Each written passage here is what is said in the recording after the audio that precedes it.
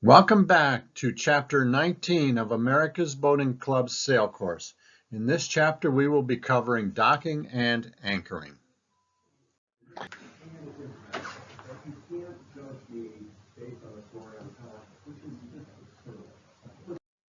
Docking techniques are covered in greater detail in the Power Squadron Seamanship class and boat handling classes. We're going to cover pretty detailed the aspect of trying to dock a sailboat in this course. We need to consider our conditions as we come into the dock. How much space do you have? How much space do you have room to maneuver? How deep is the water around it? Are you going to run aground?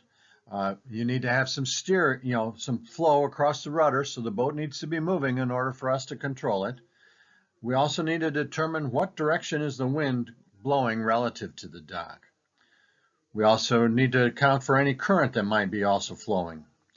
Probably the hardest thing to do is guess or estimate what the boat momentum will be. How far will the boat shoot or carry once we reduce the power of the sails? I like to have a paddle ready to use when I don't have an engine. I'd like to have a paddle ready to use either to provide additional propulsion in case I underestimate how much momentum we have, or to help slow the boat when we misjudge our approach momentum. What steps do we need to take? Okay, first of all, we need to set fenders on the planned side of the boat to save scratching the gel coat. We need to also set our dock lines on that side, on the dock side of the boat also, and then assign our tasks to the crew of who's going to do what and when. Contrary to popular opinion, sailboats do have brakes that they can use to slow the boat down when they're approaching a dock. We can backwind the sails, main or the jib. We can use excessive rudder movement to and steer an S course, or actually just stall the boat using the rudder as a brake. We can also, use weight distribution. Move all the crew weight to the back of the boat, and that'll also slow the boat down. When we're approaching the Clinton CLSA harbor, it's a very narrow harbor, as you know, and there's shallow water on the north side of the dock, and it's not very wide on the south side or the marina side of the dock.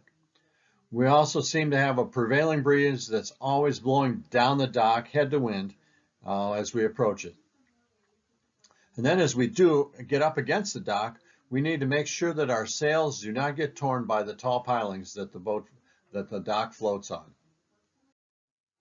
My preferred approach is to have the boat head to wind as we touch to the dock.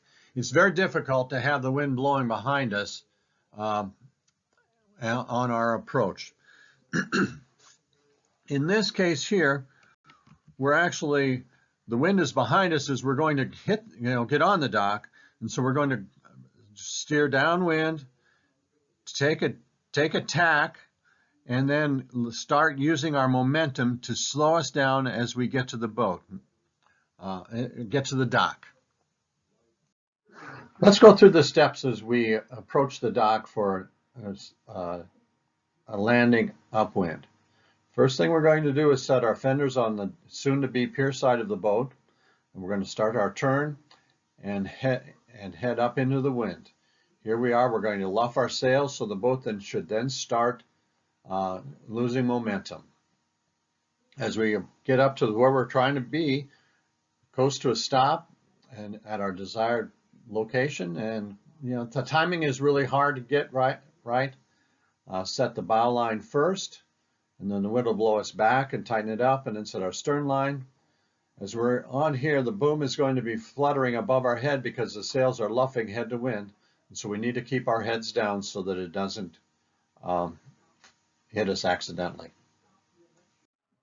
In this example, we've got the wind blowing onto the dock, and we're going to have to then stop on the windward side of the dock.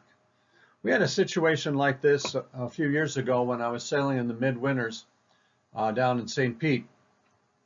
The whole fleet was out sailing, and a storm came in, and the race committee sent us in out of the bay.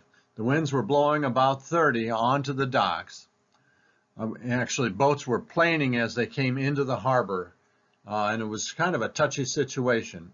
All 60 boats out there came into the dock at the same time, and there wasn't enough room for everybody at the dock. So what we did was we let the jib fly. We let the jib fly. We came in under mainsail. We dropped our mainsail and came in under jib alone. We didn't let the sail flutter over here, and we just let this boat drift down against the docks, and then the boats were then able to get pulled out as everybody was just waiting casually for their turn at the dock. Let's go into this approach just a little more detail here. First thing we're going to do is we're going to set our fenders out here on the dock side. We're going to then let the jib fly and drop the mainsail, and then your forward momentum is going to carry you a little bit forward, coast to a stop, and then let the wind just blow you down broadside against the pier. This would not be my first choice for docking a boat, trying to back it in. Backing a boat up is hard enough because everything is backwards and how you have to handle the tiller and all that other stuff. But if you were going to try it, what we would do here in this case is we'd backwind the jib. That would start the boat turning. We'd push the rudder over, and the force of the water on the rudder is going to push it this way, and then we would just back down in that way. And then tie off. When we want to leave the boat when we just have our sail only, we can only do it if the wind is blowing off the dock. So when we're down at Clinton Lake, I often pay attention to what direction the wind is blowing to decide which side of the dock I'm going to put the boat in. What we would do is we'd raise the jib, let it flog, and then cast off our lines except for the bow, and then let that one go last. When it's clear, then you sheet in the jib and sail off. On small boats like a Thistle or a Scott or other small boats, we really need to have the main up also, because there's just no room in the boat to maneuver. When the main is down, it covers up the whole cockpit area.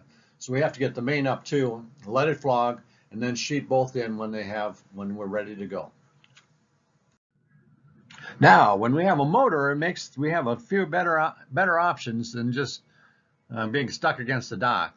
And so what we would do is we would keep the bow line tight here and hold that on. We'd start the motor up and push the boat, to put the motor in forward. That would cause the stern to rock around, and when we get the back end turning out, then we would put it in reverse, release the bow line here, the spring line, and back away, and then we could sail away from the dock. We have to be careful that we don't get lines caught in the propeller and things like that.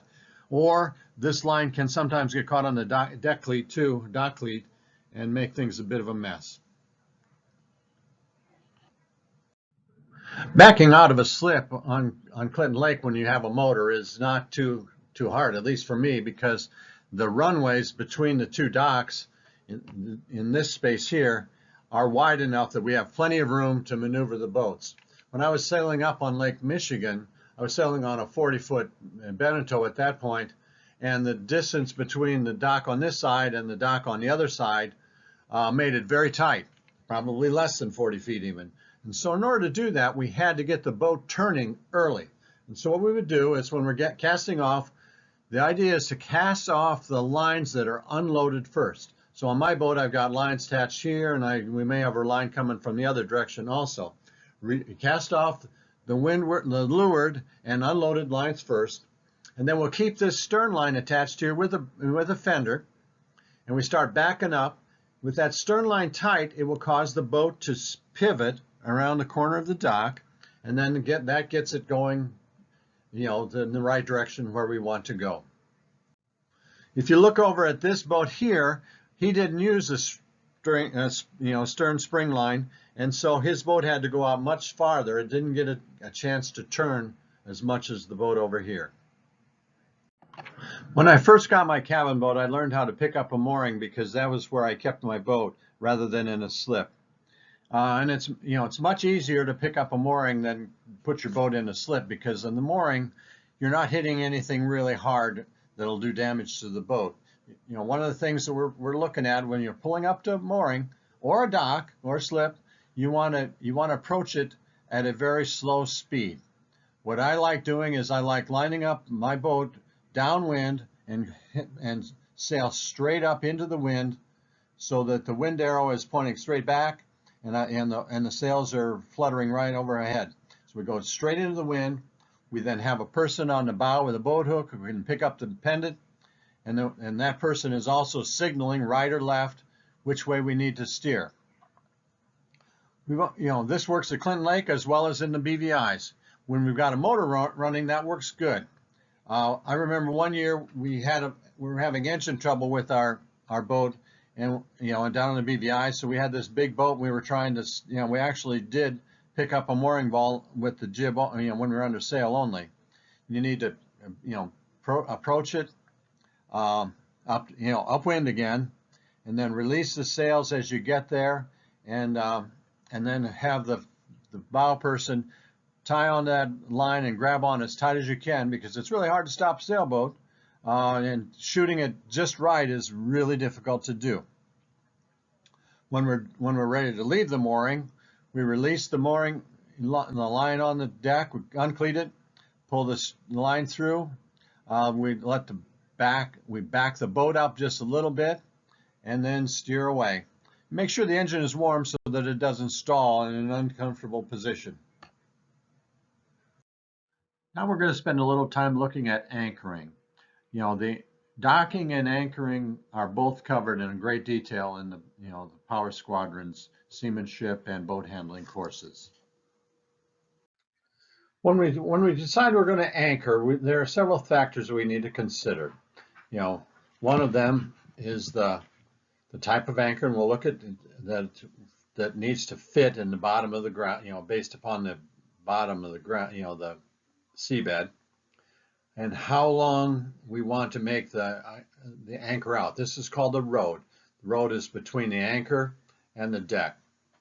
So our rode, is really the scope is the number we're really thinking about, and what we're looking at is the depth of the water plus the height off the deck. We take and add those two together, and then we want to have it being a 5-to-1 ratio. So the length of the rode divided by the height of the bow plus the depth of the water is a scope.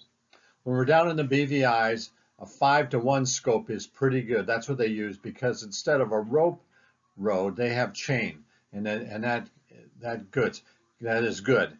We get better holding power when we get the starting pull is at an angle, which then causes the anchor to dig into the ground.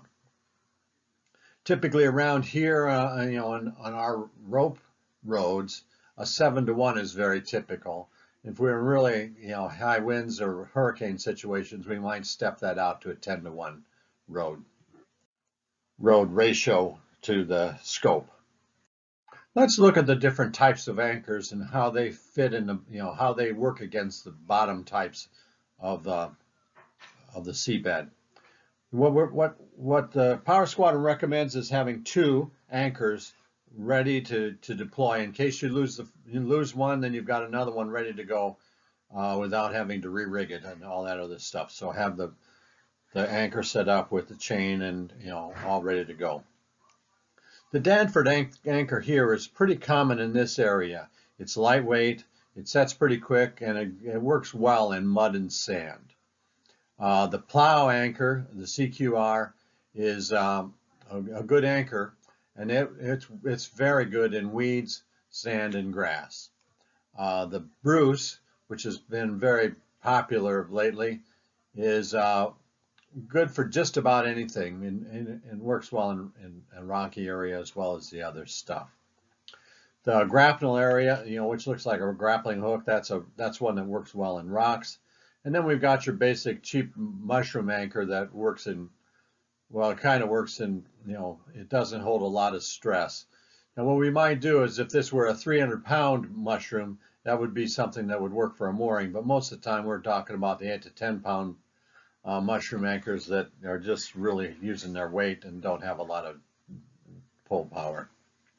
When we're getting an anchor, there's tables that you can look at on, in West Marine or whatever, and they say for this length of boat, you need a 18-pound anchor, and or something along those lines. You can look it up on the table. This is one area where on my boat I have oversized, let's say. So what I did was that, my boat said I need a 13-pound anchor, so I decided to buy a 15-pound anchor just to have a little extra cushion or margin of error in case I ever get in a really, blowing situation. Here are the steps we're going to go through when we're setting an anchor. First of all, we want to find a sheltered area that's going to be out of the wind. And when we approach the area that we want to drop the anchor, we're going to look at the wind and current and go into the wind. We'll lower the anchor until it reaches the bottom, figuring out how deep the water is there, and then calculate our scope, and then back up the distance for the scope. Attach a snubber line, that's kind of a shock absorber against the deck. When we've got the anchor starting to bite, then we can back down with the motor, set it real hard, and then check for drift to see whether the anchor is letting go or not. Let's kind of go over this stuff step by step. First of all, we're going to approach into the wind and the current, so we're going to drive up that way. When we get over where we want to put the anchor down, we're going to stop and lower the anchor over the bow and until it hits the bottom. Going to measure that distance, and then we're going to calculate how much scope we want to do. So we'll back up, we'll play the anchor rode out while we're backing up. And then we'll cleat off the rode when we're at the proper scope. We've got a nice angle here, where the angle is really low, pulling it in. And then after we get it to bite, then we can put it in reverse and make sure that it holds us in good position. Typically around here, we would use a 7-to-1 scope ratio. Down on the BVIs, because the rode is made out of chain, they typically use a 5-to-1 ratio. And if the wind is really blowing, we could probably, we're expecting a heavy wind, we could go for a 10-to-1 scope ratio. When we decide where to anchor, we need to also consider swing room. And what this is we need to allow for the capability to have the boat to be able to move when the weather changes. The wind might change direction at night. And when the wind changes direction, then we want to make sure that we have adequate space around the perimeter of this circle. We're going to set our anchor in this point, and then the boat could shift as the wind shifted, could shift in any of these directions. So we need to look at the space, perhaps over here on this one. If the wind shifted in that direction, if we were too close to shore, then we would need to move our anchor to somewhere else. Another thing that we need to consider is when we put our anchor down here, we can use a drift alarm or a drift alarm. And we can do that on some GPSs have them. Your phone has an app that you could do that also. And so that if your boat drifts outside of this circle, set this and give it a 30-foot or 60-foot range. The boat drifts outside of that circle, then it would set an alarm off and notify you that we needed to go up and check our anchor again. This helps us sleep a little better at night to make sure that our anchor isn't going to move during our night rest. Here are the steps we're going to go through to retrieve the anchor. Weighing the anchor is really not putting it on a scale. That's a term for pulling it out of the water, getting it undone. So we're going to retrieve the anchor. What we'll do is we'll motor up into where the anchor was put down. Then we'll pull the rode up as we're traveling so it doesn't follow our propeller. We'll stop the boat when we get directly over the anchor and break it out. If it's stuck, we can't get it out, then we can tie the rope off on a deck real snug and then walk our way back, and that often the motion of the boat can break it through that way. retrieve the anchor, clean all the mud off, and continue on. When we go to retrieve the anchor, we're going to drive the boat forward in that direction, and as we're driving forward slowly, we're going to pull up the road so, as we go. This was so we can also avoid accidentally getting the road caught in the propeller. When you get directly over the anchor, then you can start to pull it up. If the anchor is stuck, there are two things you can do to help free it up. You can motor ahead. First of all, you need to tie the rode down on the deck cleat, and then you can motor ahead a little bit to see whether that'll pull it out. Or the other alternative would be to tie the deck down without all the slack out of the road, and then move all your crew from the front to the back of the boat, and that acts as a lever point, which then often frees the anchor too. This concludes Chapter 19 on docking and anchoring. Our next section will be on marlin spike seamanship, tying knots.